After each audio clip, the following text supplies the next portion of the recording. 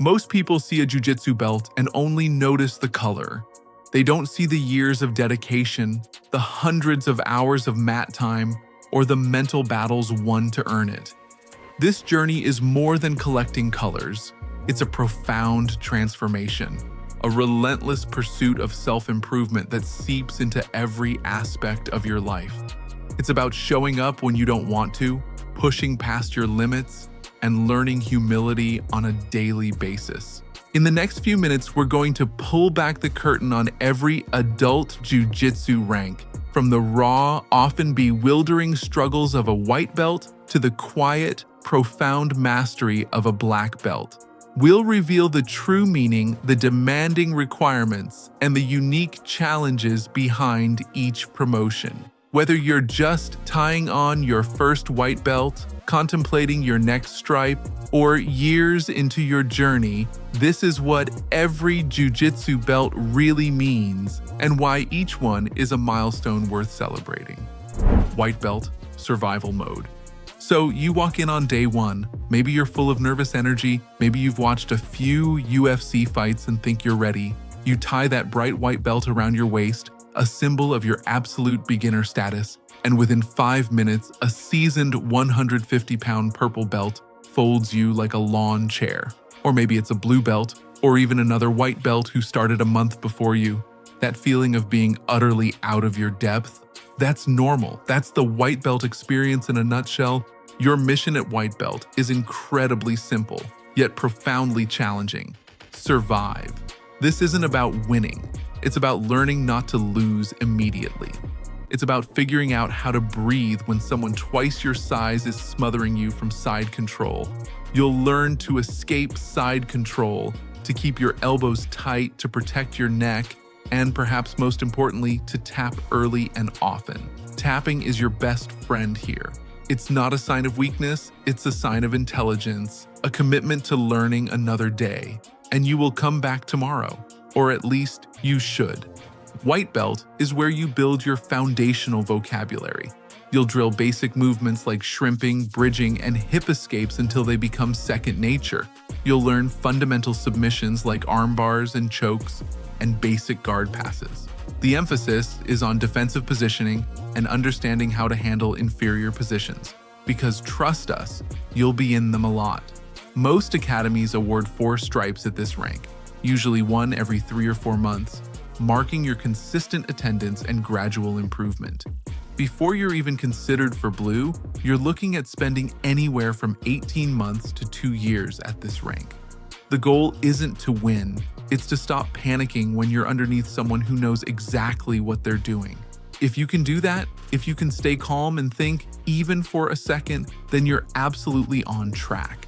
It's about building resilience, both physically and mentally. This is where your ego gets checked at the door, and humility becomes your most valuable training partner. Blue belt, the great expansion. You've done it. You've survived white belt. You've learned to tap, to breathe, and maybe even pull off a surprise sweep or two. Now that blue band is tied around your waist, and you feel 10 feet tall. You're no longer a beginner, you're an intermediate beginner, as some like to call it. You've got a minimum age of 16, and you've put in at least 2 years at white. You feel confident, capable. Then, a seasoned 14-year-old tourist from another gym visits, or perhaps a particularly tricky purple belt, and chokes you with your own lapel. Reality check. That feeling? That's blue belt. Blue belt is where you truly start to accumulate volume. Think of it as the information superhighway of jiu-jitsu. You'll be exposed to hundreds of techniques, dozens of guard variations, intricate leg lock entries, sophisticated back takes, and counters to counters that make your head spin. You're not just learning individual moves anymore. You're starting to understand how they connect, how to flow from one position to another. You'll also collect bruises, both physical and to your ego, as you realize just how much more there is to learn. 4 stripes typically come roughly every 6 months, meaning the calendar minimum before purple is about 24 months. The cliche is, blue belt is the belt you get beaten into. and it's absolutely true. You're good enough to give white belts a hard time, but still consistently get schooled by purple and brown belts. This can be a frustrating period for many, and it's often cited as the rank with the highest dropout rate. It's a test of perseverance. If white belt is learning the alphabet, blue belt is writing essays. Messy at first, gradually cleaner, more coherent. You're developing your own game, but it's still very much a work in progress. By the end of your blue belt tenure, you should be able to roll with casual visitors, control the pace, and keep them in your flow. You're starting to dictate exchanges, not just react to them. But you'll still chase purples like they're made of smoke, constantly trying to catch up, to understand their seemingly effortless transitions. Stay humble, keep notes, and the next belt will come. This is where you transition from merely knowing techniques to understanding their application. You're building a wide technical base and learning how to apply techniques effectively against various opponents. Purple belt, the laboratory. All right, now the real fun starts. You've navigated the vast ocean of blue belt techniques, and you've started to find your footing. Tying on that purple belt feels different. It's a recognition that you've not only absorbed a massive amount of information, but also started to make sense of it. IBJJF mandates at least 18 months at purple, but most people linger closer to 2 years, some even longer. This isn't just about accumulating more moves. It's about refining, experimenting, and specializing. Purple belt is where you develop a signature game. This is your laboratory phase. You already know the moves. The job now is to stitch them together in sequences nobody else in your gym has seen. Maybe you fall in love with lapel guards, becoming a wizard with intricate controls. Perhaps you develop an inescapable knee-cut pressure pass that everyone dreads. Or maybe it's your leg drag passing that becomes your bread and butter. This is where your personal style truly begins to emerge. You're not just performing techniques, you're expressing yourself through them. But it's not just about your own game. Purple belt is also where you begin teaching lower belts how not to make your old mistakes. Professors often treat purples as assistant coaches. You're expected to show up early, help beginners find their footing, explain concepts, and still get smashed by browns and blacks without sulking. It's a crucial step in developing your understanding of the art, as teaching often solidifies your own knowledge. Stripes arrive slower here because the gaps between levels widen significantly. Small technical details separate a fresh purple from a fourth stripe monster. If blue belt felt like climbing a hill, purple is realizing you're on a mountain range. Every summit reveals a taller peak. You might think you've mastered a technique, only to find a brown belt effortlessly countering it, forcing you back to the drawing board. Embrace it. This constant challenge is what refines your technique and deepens your understanding of leverage, timing, and strategy. You're moving beyond mere execution to understanding the underlying principles. By the time you're ready for brown, your rolling style should be unmistakably yours, a reflection of your dedication and creativity on the mats. This rank is a significant milestone, often equated to an instructor level in other martial arts. Brown belt, polishing the diamond. You've honed your game, developed your style, and perhaps even started teaching. Now you're wearing the brown belt. This is 1 to 3 years of intense refinement. You are by this point genuinely dangerous to everyone, including black belts on a bad day. The curriculum shifts from learn new moves to remove every leak in the boat. It's about perfecting what you already know, making it unbreakable, inescapable. Every detail matters here. Your grips get 2 inches more precise, your base gets subtly wider and more rooted, your timing becomes surgical. You're not just executing a technique, you're executing it with maximum efficiency and minimal effort. You understand the nuances, the micro adjustments that make all the difference. This is where you truly start to understand the invisible jiu-jitsu that black belts are known for. Most schools expect brown belts to run warm-ups, coach competition classes, and sometimes even open their own satellite academies. You're a trusted leader, a mentor, and a high-level practitioner all rolled into one. You're not just learning, you're contributing significantly to the academy's ecosystem. 4 stripes still exist, but promotions slow to a crawl. Some people spend an entire stripe just tightening their knee ride pressure or perfecting their guard retention. The focus is on mastery, not just progression. Mentally, you oscillate between "I'm almost there, the black belt is within reach," and "I know nothing, I have so many holes in my game," sometimes within the same round. That tension is the point. It's the constant push and pull that forces you to analyze, adapt, and grow. Brown belt is the final crucible before black. When your professor finally wraps the black belt around your waist, you'll realize brown belt was the grindstone that shaped the edge, giving you the precision and resilience you need for the next chapter. You're teaching, competing, and demonstrating high-level proficiency. Black belt, lifelong student. Congratulations, you've reached the pinnacle for most practitioners. 10 to 15 years of consistent training minimum has led you here. The black belt itself is not an end, it's a profound beginning. It's a declaration that you've mastered the foundational techniques, but more importantly, that you've committed to being a lifelong student of the art. The black belt isn't just one rank, it has a sophisticated degree system before you even get to the coral belts. The first 3 degrees require 3 years each of continued activity and dedication. After that, the 4th, 5th, and 6th degrees each require 5 years. When you first get promoted, you receive a dark stripe-free black belt. Each subsequent degree is marked by a white stripe sewn onto the red bar at the end of the belt. These degrees aren't just about time, they track your ongoing contribution to the art. A first-degree black belt is expected to teach, compete, and represent the art with maturity and integrity.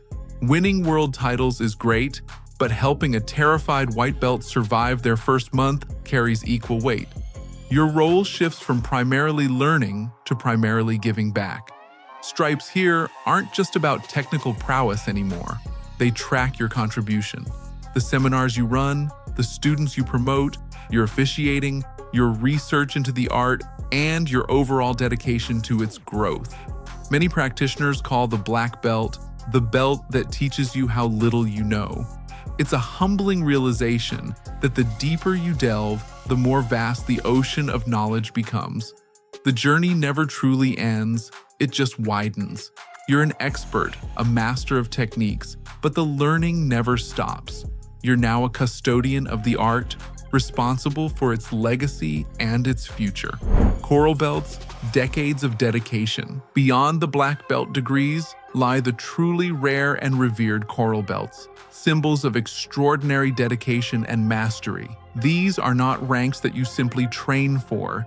They are ranks that accrue through decades of unwavering commitment to jiu-jitsu. After 31 years as a black belt, and 7 of those years at the 6th degree, you become eligible for the red and black coral belt, which is the 7th degree.